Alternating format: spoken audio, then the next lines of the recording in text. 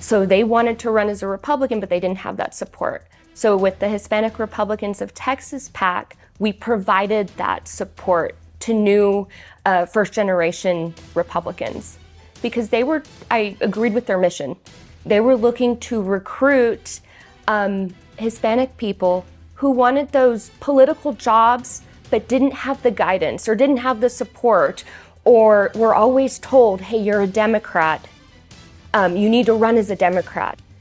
And one of our senators here from San Antonio, a very respected and long-term Democrat senator, I was watching her and she stood up, and I was probably 20 years old at the time, 20, 25 years old. She stood up and she said, we cannot have photo ID because young people, Hispanic people, women won't know how to get a photo ID, or it will be hard for them to get a photo ID.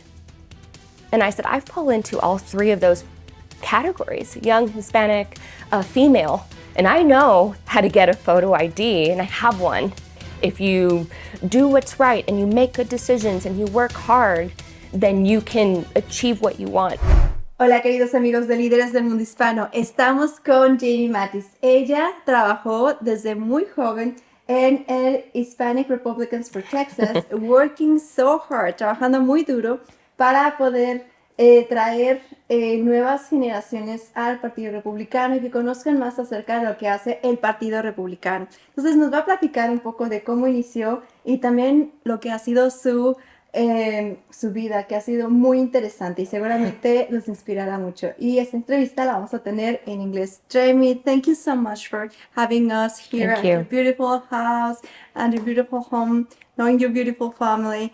And please tell us, how was it for you to be a young lady looking for I don't know, was it like inspiration? What brought you to the Republican Party? Yeah, well, I was just out of college. I was looking for my first job, and I'd always voted, but I wasn't necessarily real political for one party or the other. Because years ago, both parties were kind of middle ground. There weren't as far extreme left or as far extreme, very far left on the issues as they are now. And so that's what first attracted me to the Republican Party. I joined the group called Hispanic Republicans of Texas because I agreed with their mission. They were looking to recruit Hispanic people who wanted those political jobs but didn't have the guidance or didn't have the support or were always told, hey, you're a Democrat. You need to run as a Democrat.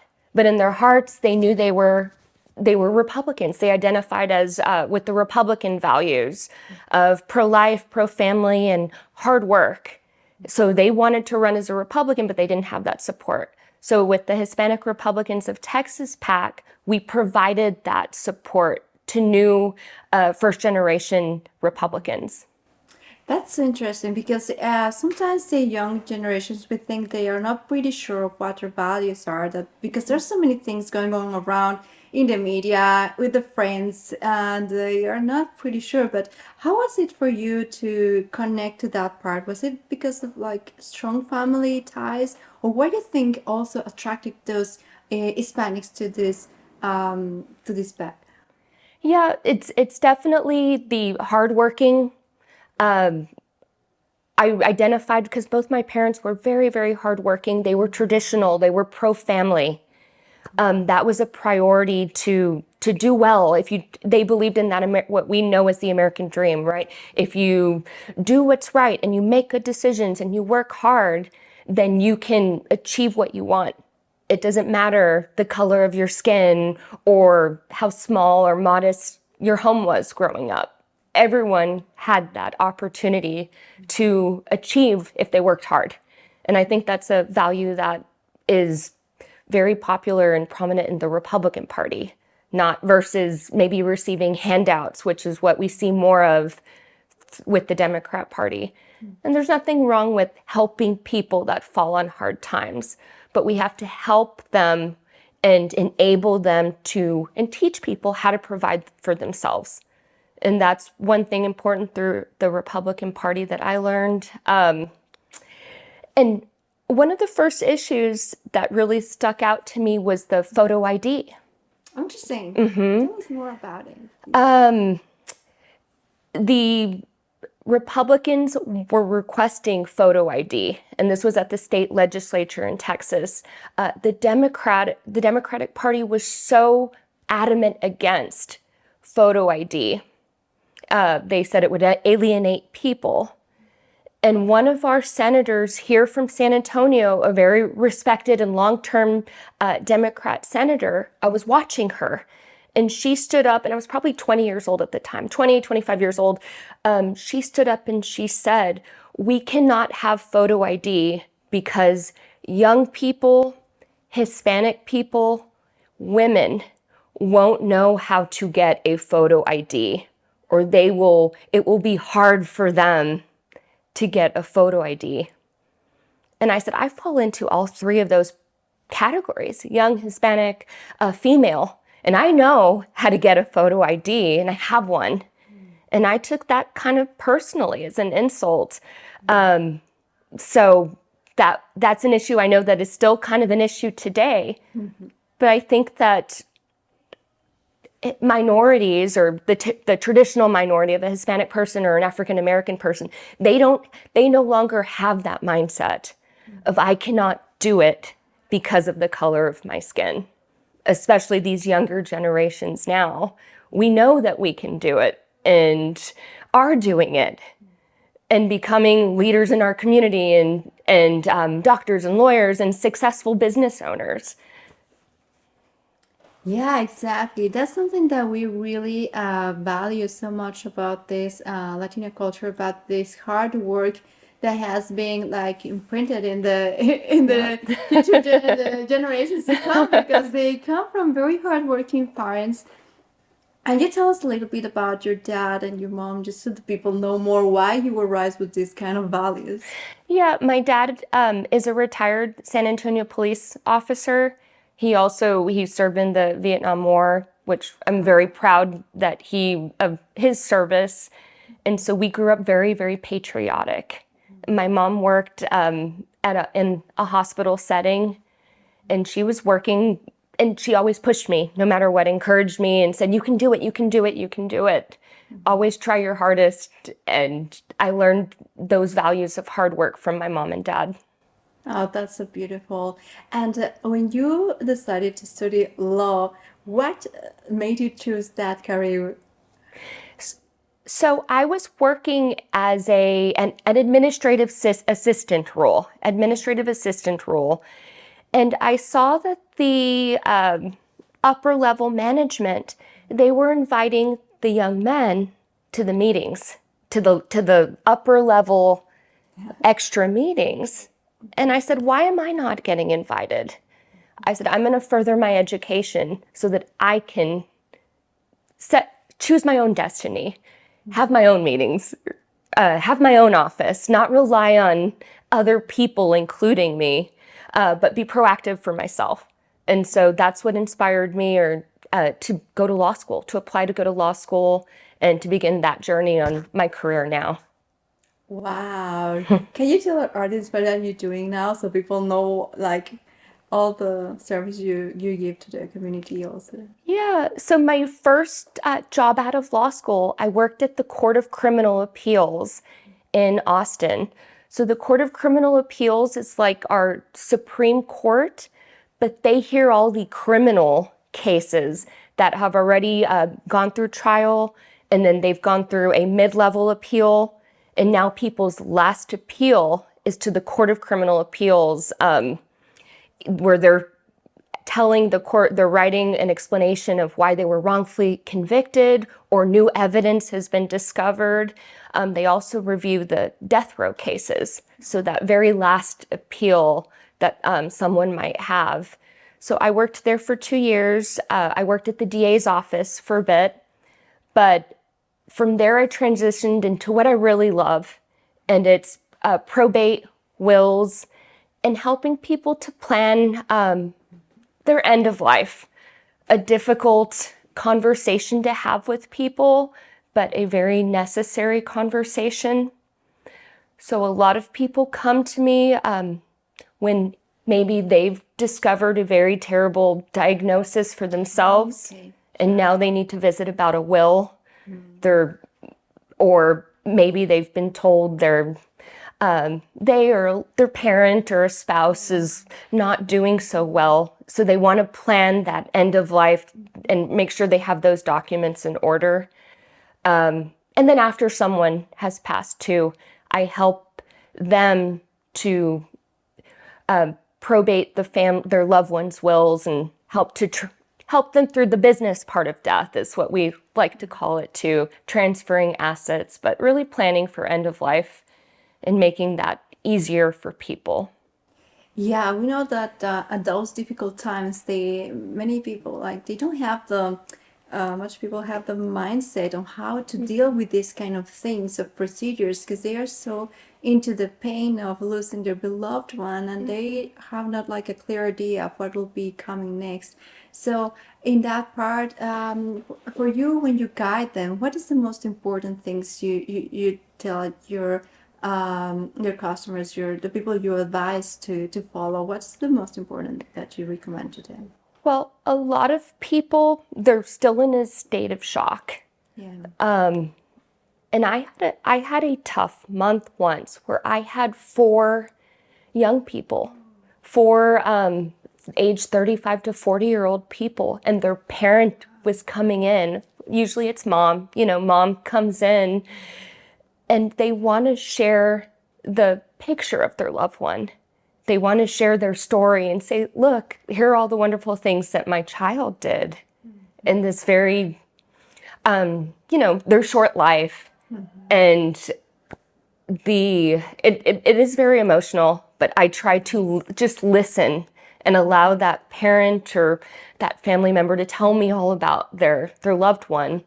And then the best satisfaction for me is at the end of the appointment when they say, I was very afraid or nervous to come see you, but now I feel so much better. I had as pleasant of an experience you can have doing that kind of work, but I feel better and I'm so glad, and they all usually give me a hug, and that gives me just great satisfaction that I've helped. Oh, that's so beautiful. Because really, your job, I know it's not easy, but you really care for them. You think of what's the best for the people to in the future, right? Because I don't know, most of them they worked so hard for such a long time to give something to their future generations to just so they have a better life. So, what kind of advice can you give to our audience when they are about to face these kind of decisions, that they can just think about it, like now that they don't have a situation like that, so they have something like planned ahead? I don't know, what's the best time to make these decisions? Oh yeah, you have to plan. You never know when the unexpected is going to happen. So it's always good to have a plan, even just a simple will. And it really is a great gift to your family, because if you have that will or you've planned with the correct documentation, it's very easy for your family to get through the probate process. But it becomes very difficult when you don't have that plan in order. You have to go to the courthouse. You have to publish in a newspaper.